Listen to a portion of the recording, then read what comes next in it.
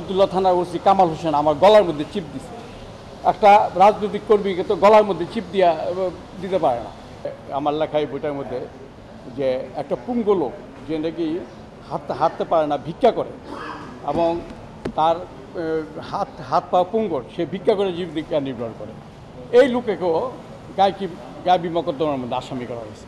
তা আমার রিটের সাবমিশনটা হলো যে সরকার হয়তো বা সরকার যেভাবে কমিটমেন্ট করছে গায়েবী মোকদ্দমাগুলি প্রত্যাহার, কিন্তু আমি বলতে চাই যে নিজেকে ক্ষমতায় অধিষ্ঠিত রাখার জন্য জনগণকে বা বিরোধী দলকে এবং ভিন্ন মতের মতাবলম্বীদের এই রাষ্ট্রীয় যন্ত্র ব্যবহার করে, আইন আদালতকে ব্যবহার করে এইভাবে যাদেরকে গায়েবী মোকদ্দমা থেকে তাকে হয়রানি করা হয়েছে, যাদের কারারুদ্ধ করা হয়েছে, যাদেরকে রিমান্ড দেওয়া হয়েছে এবং রিমান্ড দেওয়ার পরে ওই সময় একটা ভালো রিমান্ড বাণিজ্য চলছে, মানুষকে যেভাবে অর্থনৈতিকভাবে ক্ষতিগ্রস্ত করা হয়েছে।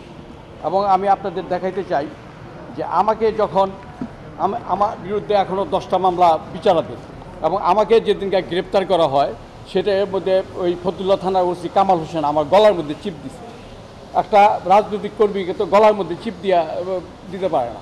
এবং আমার মতো বহু রাজনৈতিক নেতা কর্মীদের এইভাবে রাস্তা মধ্যে পিটাইছে, বাড়িঘরের মধ্যে হামলা করছে, জুলুম করছে, নির্যাতন করছে এবং অনেক লোক এই হাইকোর্টের আগাম জামিন নেওয়ার পরও নিম্নাতন তাদেরকে জামিন দেয় নাই, বরঞ্চ রিমান্ডে দিয়ে দিয়েছে।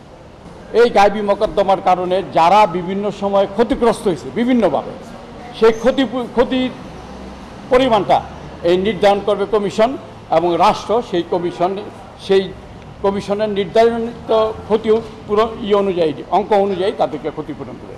এই আবেদন জানায় আমি আজকে একটা রিট ফাইল করছি। আমার পিটিশনের মধ্যে আমি মানবাধিকার সংস্থাকেও দায়ী করছি যে মানবাধিকার যে কমিশন, জাতীয় মানবাধিকার কমিশন, তারা এই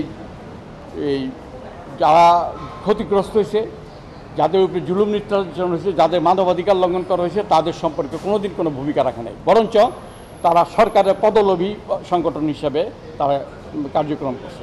এগুলো আমি উল্লেখ করছি।